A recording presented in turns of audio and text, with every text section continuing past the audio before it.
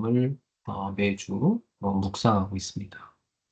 이 묵상하는 사람은 복 있는 사람이라고 분명히 성경에서 밝히고 있고요. 어, 주야로 묵상하는 것은 바로 우리가 형통한 길로 걸어가는 길인 겁니다.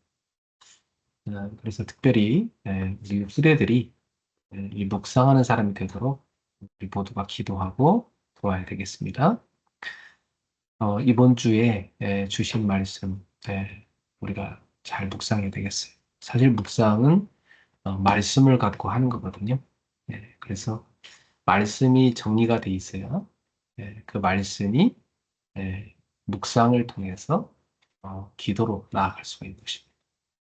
그럼 분명히 말씀이 살아서 우리 가운데 역사하게 돼 있고 그것이 살아서 역사하는 기도로 나타나게 돼 있고 그것이 현장의 전도의 역사로 연결되게 돼 있거든요.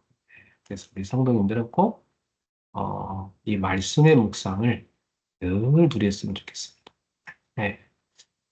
집에서 자녀와 함께 그 말씀을 같이 토론하기도 하고 그 말씀의 중요한 포인트를 가지고 기도하는 시간을 가져도 참 좋습니다. 예를 들자면 말씀 묵상을 우리가 이렇게 교회 카톡방에 공유하고 있으니까 그걸 자녀와 함께 읽고 토론하는 시간 가져도 참 좋습니다. 그래서 한 가지라도 우리의 마음에 담기면 그게 아주 좋은 이제 묵상의 주제가 되는 거죠. 사실 머릿속에 뭐가 있는가? 결국 그게 이제 내가 생각하는 거거든요. 근데 하나님의 말씀이 자리 잡을 때 우리는 믿음으로 생각을 하게 돼 있어요. 그런데 말씀이 만약에 우리 속에 없으면 이 세상 것들이 우리 머릿속을 차지하게 되다 보니까 굉장히 그 부정적인 생각, 또 불신앙, 또 어떤 안 좋은 감정, 상처 이런 것들이 자리 잡게 되죠. 어떤 사람 보면은 막 평생 툭하면 상처받고 맨날 상처 속에 사는 사람이 있어요. 이제 그 사람은 말씀이 속에 없기 때문이거든요. 그러면 이제 맨날 원망하고 핑계대고 그러다 인생이 끝나는 거예요. 그러나 말씀이 자기 속에 있는 사람은요, 어, 은혜 받고 응답받기 바쁘지 상처받을 일도 없어. 상처라는 것은 내가 믿음의 수준이 안 되니까 상처를 받는 것이지 내가 복음의 수준으로 올라가 버리면 완전 복음을 붙잡으면 상처될 일은 없습니다. 예. 자, 그래서 이번 주에 주신 말씀 몇 가지 한번 우리 차분하게 한번 정리해 볼까요? 사도행전 20장 24절에 바울 사도 고백했어요. 내가 달려갈 길과 주 예수께 받은 사명, 곧 하나님의 은혜의 복음을 증언하는 일을 마치려 하면은 나의 생명을 조금도 귀한 것으로 여기지 않는다. 그러니까 바울 사도는 이 주님이 자기에게 주신 그 사명의 길을 걸어가는 데 있어서 그 복음을 전파하는 데 있어서 자기가 목숨을 걸었기 때문에 아무것도 두려울 게 없었던 거예요. 목숨을 건 자한테는 문제될 게 없어요. 네. 목숨을 건 그것을 위해서 뛰기도 바빠요. 그렇죠? 사명이 없는 사람은 하나면 이것이 문제고 저것이 문제고 환경이 문제고 뭐 사람이 문제고 참 결국은 그렇게 삼류 인생을 살다가 참 끝나는 것입니다. 근데 사명자는 그렇지 않아요. 사명자는 사명을 위해서 살거든요. 그래서 이 사도 바울 같이 사명을 가진 우리 청년들, 우리 그루터기들이 되길 바라요. 그러려면 마음속에 어떤 사명을 가져야 되면 하나님 복음을 전하며 살아야 되기 때문에 먼저 나를 세워야 되겠다. 내가 무너져서는 못할까? 그래서 여러분은 어떻게 세웁니까? 묵상이에요. 그래서 밤에는 좀 치유하는 묵상을. 네. 어떻게 하면 좋을까요? 저 같은 경우는 밤에는 일단 좀 창문을 열어 환기도 시키고 그 불도 끄고 조용히 예, 강단 메시지를 다시 들으면서 하나님의 음성을 내 마음에 이렇게 담아요. 그리고 스트레칭을 해요. 깊은 호흡과 함께. 그럼 뭐 영육으로 굉장히 치유가 되는 걸 느낄 수 있습니다. 여러분에게도 좀 해보면 어떨까 이렇게 생각됩니다. 아침에는 힘을 얻는 묵상을 하는 게 좋아요. 우리가 배고플 때는 뭘 먹어야 힘이 나잖아요. 그것처럼 우리 영혼도 아침에는요, 말씀을 먹고, 또 좋은 산소도 깊이 흡입해서 먹고, 예, 또 좋은 에너지도 먹고, 그렇죠? 예, 그래서 아침에 이렇게 여러분이 영적인 충전을 깊이 하시는 거예요. 하루를 이제 살아갈 에너지를 만땅으로 우리 속에 채우는 거죠. 클레님 뭐 아침 여러분이 성경도 좀 읽고 하나님 앞에서 개인이 좀 말씀을 정리도 할 시간 갖고 또 기도수첩이나 교회 말씀 묵상을 이런 참고로 해서 열을 붙잡는 게 좋겠죠. 네. 어, 그리고 아침에 가능하면 운동하는 게 좋아요. 네. 여러분 밤에 운동하는 것보다는 제가 생각할 때는 아침에 운동하는 게 좋은 것 같아요. 네. 밤에는 일단 이제 사람이 피곤하잖아요. 그러니까 좀 쉬고 싶지. 가서 또 뭐 운동을 해서 에너지를 쓰고 싶겠습니까?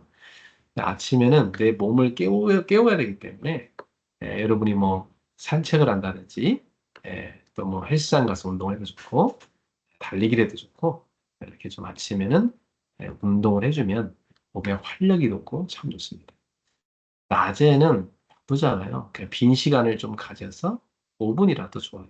여러분 일터에서 조용히 좀 교회 말씀 묵상을 한 번 더 읽어본다든지 그리고 현장을 놓고 분석도 하고 사람을 분석하기도 하고 그래서 그 여러분이 지금 일하거나 공부하는 그 현장을 살릴 수 있도록 흑암을 꺾는 기도와 함께 전도 기도를 하는 게 참 좋습니다. 이렇게 하면 자기를 살리고 세우게 되죠. 그러면 이제 여러분이 두 번째 먼저 마음에 담아둘 게 교회거든요. 교회를 제대로 세우는 사람이 돼야 돼요. 그 사람은 교회가 자기한테 뭘 이렇게 많이 해주길 바라는데, 교회가 뭐 자기를 잘해줘야 되고, 뭐 이해를 해줘야 되고, 뭐, 자기한테 무슨 도움이 돼야 되고, 그렇게 되면 좋긴 하겠지만, 근데 그런 자세로는 거지 근성이기 때문에, 그 사람은 그게 채워지지 않으면 맨날 실족해요. 그래서 교회에 대해서 불평합니다. 그래서 막 이 교회가 뭐 자기를 안 맞는 것 같다는, 교회가 나를 못 채워준다는, 그러면서 이제 뭐 방황을 시작하는 거죠. 여러 교회를 다니지만은 계속 그래요. 네. 그러니까 그건 생각을 바꿔야 돼요. 교회는 내가 교회에 가서 어떤 섬김을 해야 될 것인가. 교회에 어떤 부분이 부족하구나. 그럼 내가 거기에 봉사를 해야 되겠구나. 그리스도의 몸을 세우는 지체로서 내가 봉사할 게 뭐가 있을까? 그래서 자기가 교회를 섬기려고 해야 되는 거예요. 어떻게 교회를 세웁니까? 내가 예배에 참여하고 하나님께 영광을 돌립니다.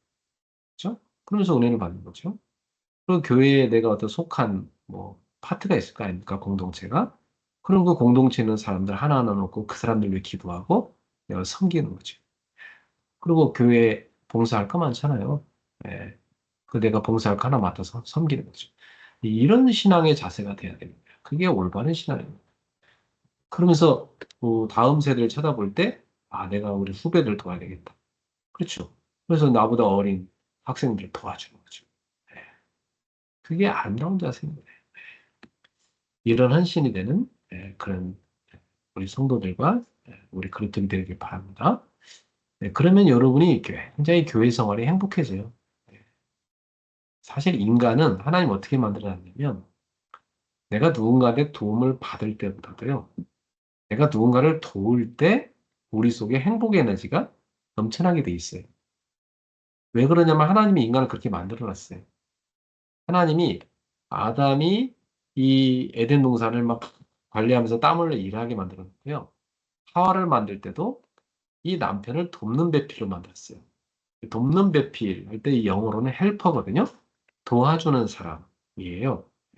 그러니까 내가 남편을 도와줄 때 행복을 느낍니다. 그러면 거기서 남편이라고 하면 이제 자기 빼고는 다른 사람 아닙니까? 그러면 이 땅에서 살아가면서 우리가 내가 다른 사람을 돕는 자가 될 때 그때 행복한 거예요. 그 행복을 여러분이 날마다 맛보시오. 어디서요? 교회에서. 네. 그리고 나서 이제 현장 가서 맛보는 거. 현장에 가서 여러분이 도와줄 사람이 너무 많아요. 사람을 살리는 거예요. 네. 살리려 하다 보니 거기서 내가 비치고 소금이나 정체성 잊어버리면 안 되죠. 그래서 내가 있는 현장에 과거 현재 미래 역사를 쭉 흐름을 보고 내 위에 사람, 내 아랫 사람, 내 주변 사람을 보고 또 전체를 보고 또 수준을 최고 내가 목표를 보고 지금 내가 해야 될 전문성이 있는 거 이걸 살피는 거예요. 네, 그걸 편집하고 설계하고 도전하는 거. 편집 설계하고 디자인하는 거예요. 그게 여러분이 현장을 살리는 비밀이에요. 그래서 이러한 자세를 가지고 어, 헌신 300%를 다 결단한 거예요. 그래서 나를 살리고 우리 교회를 살리고 현장을 살려야 되겠다. 이런 결단을 딱 하는 거죠. 네, 이 사람을 하나님이 쓰시는 거예요. 자, 오늘 이 말씀을 가지고 여러분이 묵상하면서 나는 하루 중에 내가 3타임을 언제 가지면 좋을까? 한번 찾아볼 필요가 있고요. 그리고 나는 교회에 가서 내가 해야 될 게 뭘까? 그렇죠? 네. 그런 자세를 갖고 내가 교회에 참여할 예배는 내가 놓치고 있는 게 뭘까? 그죠? 내가 도와야 될 사람은 뭘까? 이런 걸 생각해 보는 거예요, 이 밤에. 네. 그리고 여러분 현장을 놓고 분석하는 거예요. 그리고 여러분이 맡은 일을 정말 그 현장을 살릴 정도로 응답을 받도록 편집하고 설계하고 디자인하는 거예요. 이런 은혜가 여러분에게 시작되길 바랍니다. 네. 자, 일부 예배 메시지 한번 정리해 볼까요? 자, 일부 예배 메시지에서는 천국의 가치란 단어예요. 그럼 천국이 너에게 얼마나 가치가 있냐? 이걸 주님이 물으신 거예요, 사실은. 예. 그러면서 비유를 드신. 예. 그 어떤 농부가 남의 밭을 갈아주다가 땅에서 보화를 발견한 거예요. 그 당시에는 전쟁으로 인해서 피난길 올 때 이 밭에다가 땅을 파고 보물을 많이 감춰뒀거든요. 근데 그 사람이 돌아오지 않으니까 뭐 잊혀진 보물 된 거 아닙니까? 근데 어느 날 이렇게 남의 밭 갈다가 발견돼요. 이 사람이 그걸 발견하고 나서 너무나 기쁜 거죠. 그죠? 너무 남의 밥 갈아주는 그 농부 하다가 자기 평생 먹고 살고 남는 이 보화를 발견했으니 이 사람 얼마나 기쁘겠어. 그래서 밤에 집에 가서 잠 못 자는 거. 너무 기뻐. 그래서 그 보화를 숨겨놓고 고민하다가 야, 그럼 저 보화를 내가 어떻게 알릴 수 있을까? 아예 저 밭을 사버려야 되겠다. 그래갖고 자기 전 재산을 다 팔아가지고 그 밭을 삽니다. 네. 그 보화 때문에 사는 거죠. 그러면서 예수님은 두 번째 비유를 드시는데, 진주를 찾는 이 장사꾼이 진주를 찾으러 다니다가 가장 값진 진주를 발견해요. 그걸 자기가 꼭 갖고야 말고 싶어. 그러니까 자기 전 재산을 팔아서 그 진주를 사고야 말고. 천국이 그와 같다는 거예요. 그러니까 천국의 가치가 어느 정도냐면 나의 모든 걸 다 걸 수 있는 가치라. 그렇게 하나님의 나라를 우리 마음속에 그렇게 귀하게 여겨야 된다는 걸 말씀하신 것입니다. 우리가 하나님의 나라를 소유했다는 것은 나의 모든 걸 다 걸 수 있는 가치가 있는 하나님의 나라로 여겨야 된다. 근데 사람들은 보통 이 하나님의 나라에 대해서 그렇게 가치 있게 안 여기거든요. 네. 그렇게 별로 감사도 없고. 보통 보면 그냥 세상에서 살면서 조금 도움이 필요하니까 교회 가서 좀 의지하고, 예수 믿는 게 좀 위로가 되니까 믿고, 이렇게 액세서리처럼 믿는 사람 참 많아요. 그런 사람한테는 천국은 있어도 되고 없어도 되고 별 가치가 없는 거예요. 그런데 예, 죄에 빠진 우리에게 있어서 마귀의 종노릇하는 우리에게 있어서, 지옥의 권세에 묶여있는 우리에게 있어서, 거기서 빠져나와서 하나님의 나라 백성이 된다는 것은 엄청난 가치가 있는 겁니다. 예. 그 가치를 아는 사람은요, 모든 걸 다 바치는 거예요. 그러니까 그 대표적인 인물이 사도 바울 아닙니까? 그래서 사도 바울이 뭐라고 했어요?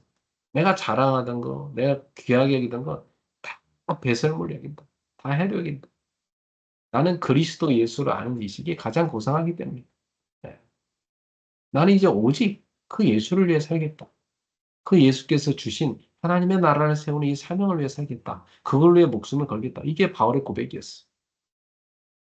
그렇다면 오늘 우리한테도 내가 얻은 이 천국의 가치를 감격하면서 이 천국에 들어오지 못한 이 땅의 많은 사람들을 천국으로 이끄는 자로 살아가야 돼. 내가 그 하나님의 나라를 위하여서 나의 모든 걸 걸어야 되겠다. 이런 자세로 우리가 살아가야 되겠습니다. 그렇다면 여러분이 한번 이 말씀을 가지고 스스로 한번 질문해 보세요. 네. 나는 정말 천국의 가치를 발견한 사람입니까? 내 삶은 그 가치를 소유한 사람의 기쁨과 결단을 보여주고 있는가? 한번 조용히 질문해 보면서 우리가 좀 이렇게 어떤 잘못 생각하고 있다면 그것도 바꿔요. 나는 나에게서 천국의 가치가 모든 걸 올인할 수 있는 가치로 여기지 않았다면 그건 온전한 신앙이 아니거든요. 네, 그럼 오늘 깨닫고 바뀌는 날이 돼야 되겠습니다. 새로운 시작의 날이 돼야 되겠습니다. 자, 2부의 말씀을 한번 묵상해 볼까요? 사도행전 11장 19절에 30절에 환란이 닥쳐서 뭐 극심한 환란이 닥쳐가지고 어, 이 예루살렘 교회 성도들이 막 사방으로 흩어졌어요. 자, 이 피신에서 흩어진 사람들 가운데 에, 이 안디옥에 와가지고 그 유대인한테만 복음을 전하는 게 아니라 헬라인한테도 전도를 하게 된 거예요. 사실은 유대인들이 이방인한테 전도 안 했거든요. 예, 이방인들은 구원 대상으로 여기지 않았어요. 예수님이 분명히 땅끝까지 증인되라 말씀하셨는데도 불구하고 그래요. 그들이 생각하기에 땅끝이라고 하면 뭐 그냥 유대인이라고 생각하는 거죠. 예수님은 사실은 항상 모든 열방을 복음할 걸 말씀하십니다. 근데 제자들이 이런 핍박과 환난을 통해서 깨닫게 되는 거예요. 이방인들이 복음을 받는구나. 근데 안디옥에서도 헬라인들, 헬라인들은 이제 이방인들을 지칭하는 표현이에요. 어, 헬라어를 사용하는 그 당시 그리스 문화권에 있는 사람들 말.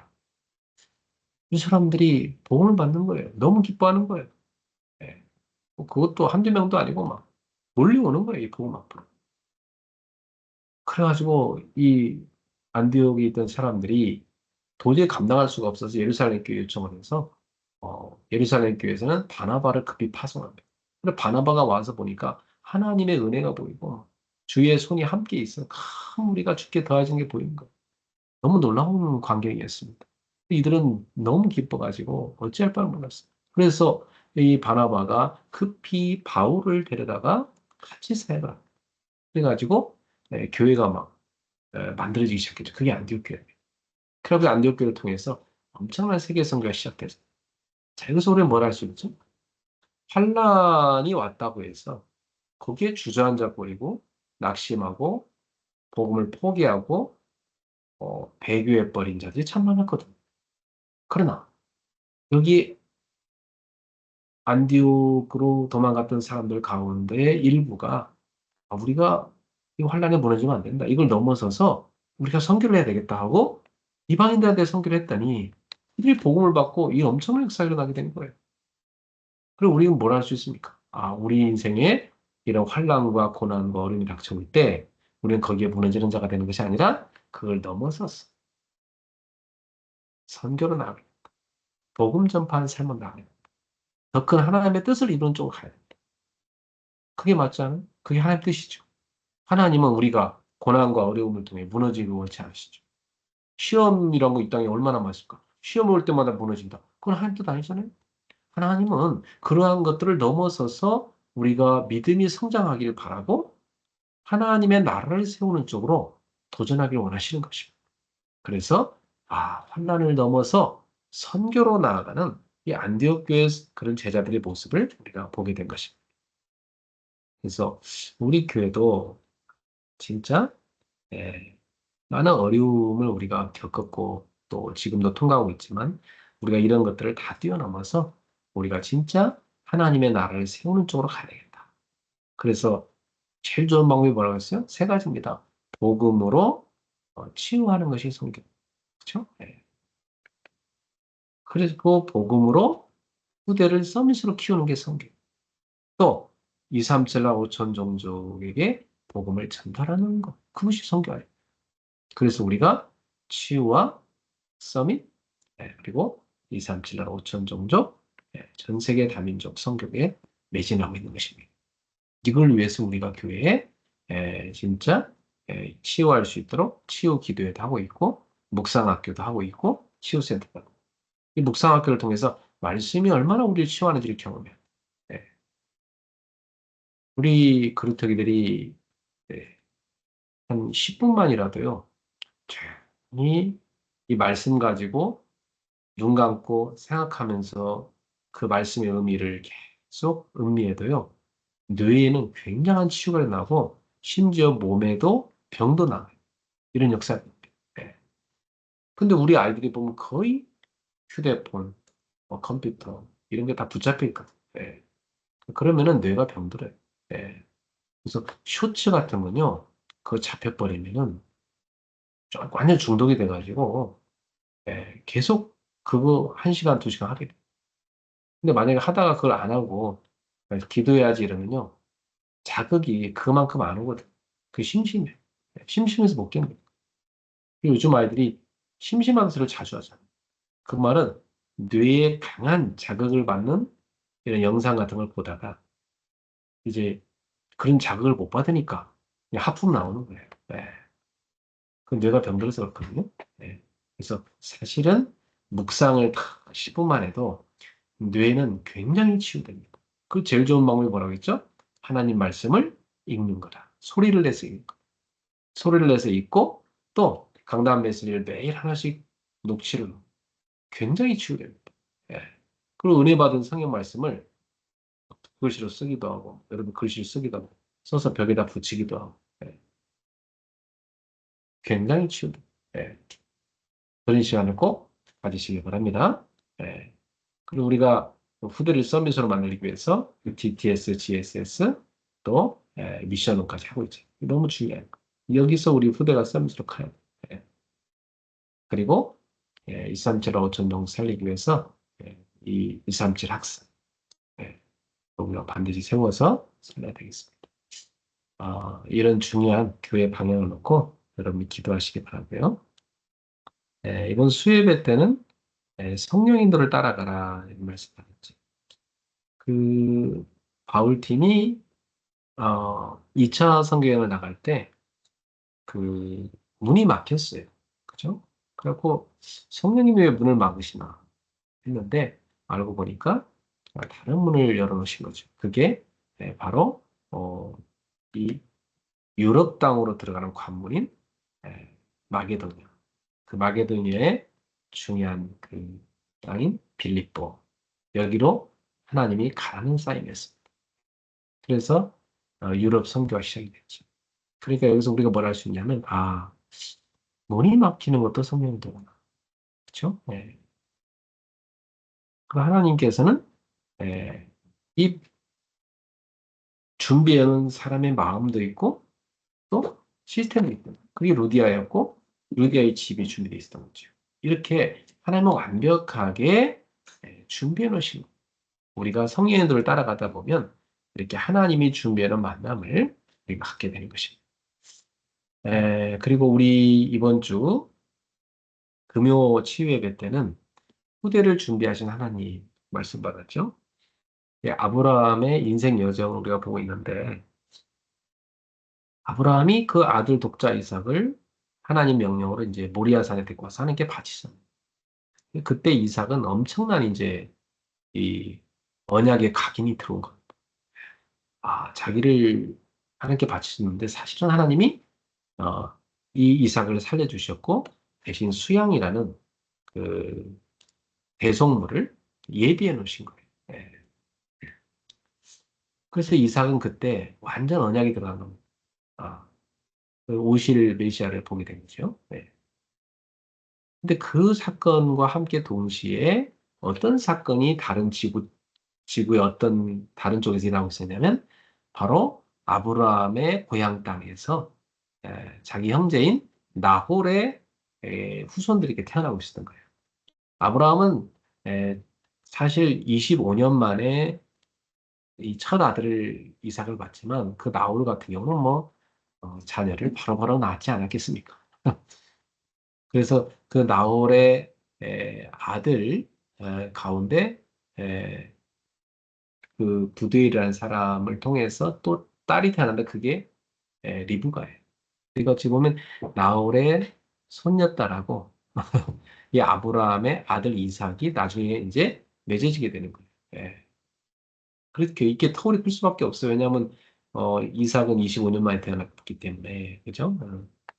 그래서 어찌 보면 뭐이 손수를 따지자면 리브가한테는 삼촌뻘이 되는 사람이 바로 이삭이었습니다. 네. 근데 참 중요한 건 뭐냐면 하나님은 이렇게 에, 후대를 준비하고 있다는 거죠. 그죠? 예. 그들을 통해서 언약의 대를 있게 하시는. 자, 그래서 오늘 우리한테 뭐 이런저런 언약의 여정 가운데 사건들이 일어나지만 하나님은 그 모든 것 속에서 우리 후대들을 준비하고 계시다는 거. 그렇죠? 네. 분명히 그렇습니다. 우리 후대들을 이삭처럼 준비하고 계시고 또 리브가처럼 준비하고 계신 것입니다. 그런 하나님의 섭리를 우리가 보게 됩니다. 그래서 여러분들이 꼭 믿음으로 보세요. 여러분의 후대들을 하나님은 준비하고 계시다. 뭐 하려고요? 언약의 대를 이어서 세계복음하게 하시라. 이 언약을 붙잡고 믿음으로 여러분이 기도하시길 바랍니다. 자, 이번 주 주신 메시지들 5개 한번 우리 정리해 봤는데요. 이 시간에 여러분이 잠깐 조용히 한번 찬양 듣는 가운데 이 말씀들을 한번 조용히 한번 정리하는 시간 갖으면 좋겠습니다. 먼저 기도하겠습니다. 하나님 감사합니다. 오늘도 주신 언약들을 가지고 우리에게 주신 하나님의 소중한 음성들을 찾았습니다. 우리 렘넌트들과 우리 성도들이 하나님이 주신 음성을 마음에 새겨서 묵상하다가 깊은 감동과 치유와 은혜를 받게 하소서. 예수님의 이름으로 축복하며 기도합니다. 아멘.